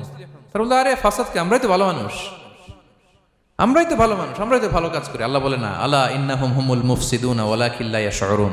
ওরাই ফাসাদ সৃষ্টিকারী, ওরাই ফাসাদ সৃষ্টিকারী, ওরাই সমাজে বিশৃঙ্খলা সৃষ্টিকারী। ওদের ভেতরে এক, বাইরে আরেক, তার নাম মুনাফিক, ঠিক কিনা? মুনাফিকের সহজ সংজ্ঞা কি জানেন? ভিতরে লালন করে একটা অনুভূতি বা ভাবে একটা, কিন্তু মুখ দিয়ে বলে, তার মানে ভেতরে এক, বাইরে আরেক, তার নাম দুই মুখ সাপেরা। এদিকে যায় বলে আপনার লগে আছে, আপনি খুব ভালো, ওদিকে যায় বলে আরে না না উনি কি, উনি তো খুব খারাপ মানুষ, আপনি অনেক সবচেয়ে ভালো, আমি আপনার সাথে আছি। এরকম ডাকাইতে আছে না নাই? দুমুখ সাপ, ডাবল স্ট্যান্ডার্ড, নেহি এদার নেহি ওদার, দারমিয়ান মে সাদার বাদার, ডানেও না বায়েও না, মাঝখানে সদর বদর। বুঝেন? দুই নৌকার মধ্যে 2 পা দিছিলেন কখনো? কয় দিছি। অবস্থা কি হয়েছিল তোমার বলো? হ্যাঁ, পড়ে গেছিল, পড়বে। দুই নৌকায় দুই পা দেওয়া যায় না, হয় এই পা এদিকে নিয়ে আসতে হবে না ওদিকে চলে যেতে হবে, দুই পা দিলে এই উল্টায় পড়বে। মুনাফিকদের স্বভাব এটা, দুমুখ সাপ, ডাবল স্ট্যান্ডার্ড মেনটেন করে, টু ফেসড পার্সোনালিটি এরা, যেদিকে বৃষ্টি ওদিকে ছাতা, উপরে ফিটফাট ভিতরে সদরঘাট। তাদেরকে যখন বলা হয় তোমরা ফাসাদ সৃষ্টি করো না, ওরা বলে আরে আমরাই তো ভালো। আল্লাহ বলে না, তোমরাই ফাসাদ সৃষ্টিকারী, তোমরা জানো না। তো এই ফিতনা ফাসাদকে আল্লাহ হত্যার চেয়েও জঘন্য বলেছেন। তিনি বলেছেন আল ফিতনাতু আকবারু মিনাল কতল। এই ফিতনা সৃষ্টি করা, সমাজে পণ্যের দাম বাড়ানো, কাঁচামরিচের দাম বাড়ানো, অন্যের হক নষ্ট করা, টিকিটের দাম বাড়ানো, মজুদদারি করা, সমাজের স্বাভাবিক সামাজিক রাজনৈতিক ভারসাম্য যারা নষ্ট করে, এগুলো সব মুফসিদুন। সব কি? মুফসিদুন, ফাসাদ সৃষ্টিকারী, ফিতনাবাজ। আকবারু মিনাল কতল, সমাজের স্বাভাবিক যে ধারা, এই ফ্লোটাকে তারা নষ্ট করে। এবং ফাসাদের মাধ্যমে যদি কারো ক্ষতি করে, কাউকে কেউ হত্যা করে, সেজন্য গোটা বিশ্বের সবাইকে হত্যা করবে। আল্লাহ বলেন মান কাতালা নাফসান বিগাইরি নাফসিন আও ফাসাদিন ফিল আরদি ফাকান্নামা কাতালান নাসা জামিআ। অন্যায়ভাবে ফাসাদের মাধ্যমে যখন কেউ কাউকে হত্যা করে, সেজন্য গোটা বিশ্বের সবাইকে হত্যা করে। আকবারু মিনাল কতল, ফিতনা এত বড় ভয়ঙ্কর পাপ। তো এই ফিতনার সাথে, ফাসাদের সাথে, ফাসাদ সৃষ্টি করা, বিশৃঙ্খলার সাথে আমাদের কোনো সম্পর্ক, কারণ ইসলাম শান্তির ধর্ম। কিসের ধর্ম? শান্তির ধর্ম। কোনো অন্যায়, বিশৃঙ্খলা, বোমাবাজি, সন্ত্রাসবাদ, টেরোরিজম, এগুলোর সাথে ইসলামের কোনো সম্পর্ক, শান্তির ধর্ম। এজন্য আল্লাহ তাআলা ফাসাদ সৃষ্টিকারীদেরকে পছন্দ করেন। কয়টা গেল? সব শেষ হচ্ছে মন্দ কথার প্রচারক। আমার ভাইয়েরা, কি কথা? কোন ধরনের বাজে কথা, মন্দ কথা, অশালীন কথা, অশ্লীল কথা আমরা মুখ দিয়ে উচ্চারণ করব। কোন ধরনের বাজে স্ট্যাটাস, মন্দ স্ট্যাটাস, অশালীন স্ট্যাটাস আমরা ফেসবুকে দিব? কারো এরকম অশালীন স্ট্যাটাস শেয়ার দিব? নেভার, কখনো দিব না। আল্লাহ পছন্দ করেন। আল্লাহ বলেন লা ইউহিব্বুল্লাহুল জাহরা বিসসুই মিনাল কওলি ইল্লা মান যুলিম ওয়া কানা আল্লাহু সামিআন আলিমা। কোন খারাপ কথা কেউ প্রকাশ করবে, পাবলিক করবে, ওপেনলি বলে বেড়াবে, এটা আল্লাহ পছন্দ করে না। কিন্তু সে যদি মাজলুম হয় সেটা ভিন্ন কথা। কোন ধরনের অশ্লীল কথা, অশালীন কথা মুমিনের মুখ দিয়ে বেরোতে পারে। রাসূল সাল্লাল্লাহু আলাইহি ওয়াসাল্লামের ব্যাপারে দেখেন, আনাস রাদিয়াল্লাহু কি বলেন? তিনি বলেন লাম ইয়াকুনিন নাবিয়্যু সাল্লাল্লাহু আলাইহি ওয়াসাল্লাম সাব্বাবান। বিষ্ণু সাল্লাল্লাহু আলাইহি ওয়াসাল্লাম মুখ দিয়ে কোনোদিন কাউরে বকা দেয় নাই, গালি দেয় নাই। ওয়ালা ফাহাশান, আমার নবী কখনো তার জবান মোবারক দিয়ে অশালীন কথা বলেন নাই। ওয়ালা লাআনান, কাউকে লানত তিনি করেন নাই। সুবহানাল্লাহ পড়েন। তো সেই নবীর উম্মত হয়ে আমরা কোনো খারাপ কথা বলবো? অশালীন কথা? একসাথে বন্ধুরা যখন বসেন আড্ডা দিতে, যে অনেকে অশ্লীল কথা বলে ফেলে, আছে না নাই? বন্ধুরা কি বলেন আপনারা? Cowan Cowan Cowan. তো এই যে একসাথে বসতে যে অনেক সময় অশালীন, অশ্লীল কথাবার্তা অনেকে বলে ফেলে, এদেরকে আল্লাহ তাআলা পছন্দ করে না। এই জাতীয় কথা যেন আমাদের মুখ দিয়ে কখনো বের না হয়। এবং অশ্লীলতার প্রচার যারা সমাজে ঘটায়, আল্লাহ বলে তাদেরকে দুনিয়াতেও আমি লাঞ্ছিত করব, শাস্তি দেব, আখিরাতেও দেব। আল্লাহ তাআলা বলছেন ইন্নাল্লাযীনা ইউহিব্বুনা আন তাশিআল ফাহিশাতু ফিল্লাযীনা আমানু লাহুম আযাবুন আলীম ফিদ দুনিয়া ওয়াল আখিরাহ। যারা চায় মুমিনদের মাঝে অশ্লীলতা ছড়িয়ে পড়ুক, তাদেরকে দুনিয়া আখিরাতে আমি লাঞ্ছিত করে ছাড়ব। দুনিয়ায় লাঞ্ছিত, আখিরাতেও লাঞ্ছিত। দুনিয়াতেও আযাব, আখিরাতেও। এজন্য অশ্লীলতার সাথে আমাদের কোনো সম্পর্ক নাই। আমরা কোনো অশ্লীল কথা যেন আমরা না বলি। এখন অশ্লীলতার সয়লাভ, নাটকের নামে, সিনেমার নামে, বিনোদনের নামে, আছে না নাই? এই যে ডিভাইস, হ্যাঁ, সয়লাভ, আপনি ঢুকবেন আর বেরোতে পারবেন না, এমন ভাবে আপনাকে এঙ্গেজ করে রাখবে। এগুলোর সাথে মুমিনের কোনো সম্পর্ক আছে না। মুমিন যেটাই করবে ওটা হালাল পন্থায় করবে, ঠিক কিনা? তাই কোনো অশ্লীলতাকে আমরা শেয়ার দিব না। সোশ্যাল মিডিয়ায় কোনো অশ্লীল ভিডিও দেখবো না, শেয়ারও দিব না। কোনো অশ্লীল নাটক, সিনেমা এগুলো আমরা দেখবো না। দিনকে দিন এটা এমন ভাবে গ্রাস করতেছে, আমাদের সমাজটাকে শেষ করে ফেলতেছে এক এক নামে। পত্রপত্রিকা আমরা দেখি এখন নতুন কি আসছে, ওটিটি প্ল্যাটফর্ম। এরপরে কি আসছে, ওয়েব সিরিজ, আছে না নাই? গত কিছুদিন আগে আমি সোশ্যাল মিডিয়া দেখলাম বিভিন্ন জনে স্ট্যাটাস দিচ্ছে তৈ তৈ তৈ তৈ তৈ, বয়াম পাখি কই। তো আমি ভাবছি হয়তো কোনো বিখ্যাত কবির কবিতা শেয়ার দিচ্ছে। আমি পরে সার্চ দিয়ে দেখি সর্বনাশ, একটা ইন্টারভিউ দেখলাম একজন, এটা নাকি কোন একটা ওয়েব সিরিজ বা মুভি এই জাতীয় কিছু একটা। তো দেখেন, কবিতার নামে, গানের নামে, সাহিত্যের নামে, সংস্কৃতির নামে, এন্টারটেইনমেন্টের নামে, বিনোদনের নামে এই অশ্লীলতার সয়লাভ, ঠিক কিনা? এই অশ্লীলতার সাথে আমাদের কোনো সম্পর্ক আছে? আমরা যেন মুখ দিয়ে উচ্চারণ না করি এগুলো, ঠিক কিনা? বিষ্ণু বলেন, ইন্নাল আবদা লা ইয়াতাকাল্লামু বিল কালিমাতি মা ইয়াতাবায়ানু ফিহা ইয়াজিল্লু বিহা ইলান নার আবআদা মিম্মা বাইনাল মাশরিক ওয়াল মাগরিব। বান্দা অনেক সময় মুখ দিয়ে এমন কথা মুখ ফসকে বলে ফেলে, এটা যে কত ভয়ঙ্কর, এটা যে তারা জাহান্নামে নিক্ষেপ করবে সে কল্পনাও করতে পারে না। আপনার একটা কথা থেকে আপনি জাহান্নামের অধিবাসী হতে পারেন। এই জন্য সোশ্যাল মিডিয়া ব্যবহারের ক্ষেত্রে আমরা সাবধান।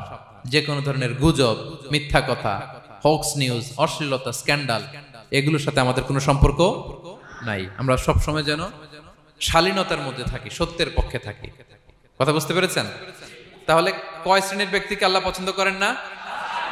1 নম্বরে সীমা লঙ্ঘনকারী, 2 নম্বরে জালিম, 3 নম্বরে অহংকারী, 4 নম্বর অপচয়কারী, 5 নম্বর খেয়ানতকারী, আমানতের খেয়ানত, 6 নম্বর ফাসাদ সৃষ্টিকারী, 7 নম্বর মন্দ কথা, অশ্লীল কথার যে প্রচার করে।